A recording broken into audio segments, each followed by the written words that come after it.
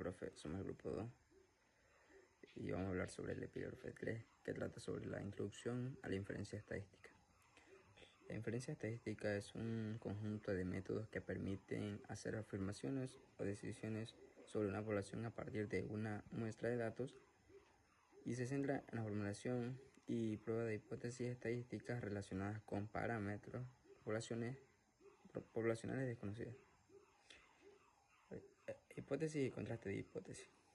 Hipótesis nula. Esta representa el estado inicial o la afirmación de no afecta. Hipótesis alternativa. Plantear la existencia de un efecto o diferencia. El contraste de hipótesis es un procedimiento que, utilizando datos muestrales, decide si se rechaza o no la hipótesis nula. Este proceso está sujeto a dos tipos de errores. Error tipo 1, que es rechazar cuando es verdadera, falso positivo. Y error tipo 2, que es no rechazar cuando es falsa, falso negativo.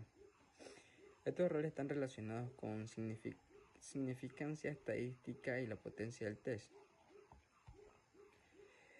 Estimación de parámetros y propiedades de los estimadores. La estimación busca calcular valores aproximados de parámetros poblacionales desconocidos a partir de una muestra. Existen dos tipos, que es la estimación puntual y la estimación por intervalo. La estimación puntual es un solo valor estimado, por ejemplo, la media muestral, mientras que la estimación por intervalo son un rango de valores donde se espera que esté el parámetro con cierto nivel de confianza. Las propiedades de los estimadores son exactitud, que es la cercanía del estimador al valor verdadero; los sesgos, que es la desviación sistemática del estimador respecto al valor real; y la precisión, que es el grado de variabilidad o dispersión del estimador. Un estimador es insesgado si su esperanza matemática coincide con el valor verdadero del parámetro. Estimaciones y decisiones en variables aleatorias. Al estudiar una variable aleatoria se realizan estimaciones de sus parámetros, media, variancia, etc. Y se toman decisiones estadísticas basadas en estas estimaciones. Los principales métodos de estimaciones incluyen el método de maximilidad, verosimilitud, que busca el valor parámetro que maximiza la probabilidad de observar los datos, y el método de momento, que igualan los momentos muestrales con los teóricos para estimar parámetros. Esta estimación debe ser consciente, que mejoran con más datos, insesgadas, no presentan sesgo sistemático, y eficientes, que tienen mínima varianza. Análisis de varianza, ANOVA y diseño de experimentos. El análisis de varianza ANOVA es una técnica que permite comparar las medias de 3 o más grupos para determinar si existen diferencias significativas entre ellas. Se basa en la descomposición de la variabilidad total en variabilidad entre grupos, que es debida a diferencias reales, y variabilidad dentro de grupos, que es debida al alzar del error.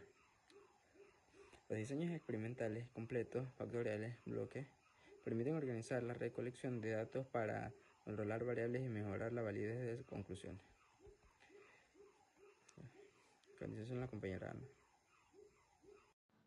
Como punto número 2.5 tenemos lo que son las pruebas no paramétricas. Cuando no se cumplen los supuestos de normalidad o igualdad de variancia, se usan pruebas no paramétricas que no requieren distribución específica. Ejemplos: prueba de signos evalúa lo que es la mediana y difiere de un valor. Prueba de Wilcoxon compara dos muestras relacionadas. La prueba de Cruz-Wallis compara más de dos grupos independientes. Estas pruebas son útiles para datos ordinales o normales. Como punto número 2.6 tenemos lo que son las pruebas basadas en la distribución Chi-cuadro, bondad de ajuste y tablas de contingencia. La prueba de Chi-cuadro se utiliza para evaluar la bondad de ajuste si una muestra sigue una distribución teórica específica.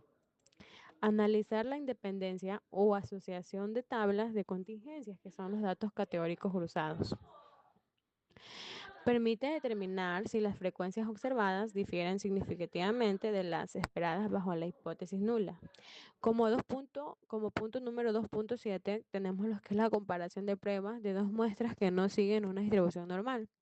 Cuando se compara el comportamiento de dos muestras y no se cumplen el supuesto de normalidad o cuando los datos son ordinales o no se pueden garantizar la homogeneidad de varianzas. Las pruebas paramétricas clásicas como la t-students no son adecuadas. En estos casos se usan pruebas no paramétricas que no requieren suposiciones estrictas sobre la distribución de los datos. Pruebas no paramétricas para dos muestras. Tenemos lo que es la prueba de Matt-Winner, que se utiliza para comparar dos muestras independientes. Evalúa si las dos muestras provienen de las poblaciones con la misma distribución basándose en el orden o en los rangos de datos. No requiere que las distribuciones sean normales ni que tengan varianzas iguales. Son ideales para los datos ordinales o no normales.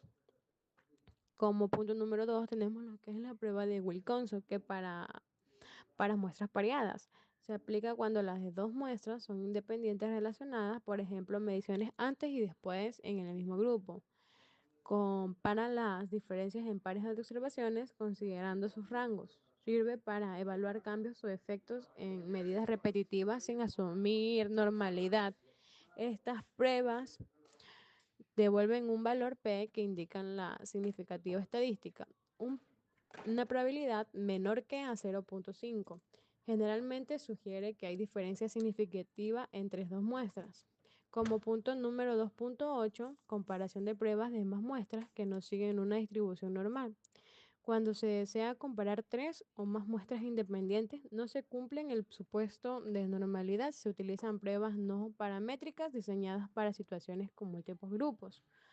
Prueba principal para las muestras independientes, la prueba Cruz-Wallis, es la extensión no paramétrica de la ANOVA para más de dos grupos independientes. Ordena los datos de las muestras juntas, analiza las sumas de rangos de cada grupo y permite determinar si al menos una muestra difiere significativamente en las otras. No requiere que las muestras tengan distribuciones normales ni homogéneas de varianzas. Y si la prueba Cruz-Wallis es significativa, se recomienda realizar pruebas post-hoc paramétricas como las pruebas de Dunn o comparaciones por pares correcciones para identificar en qué grupos difieren entre sí. Gracias.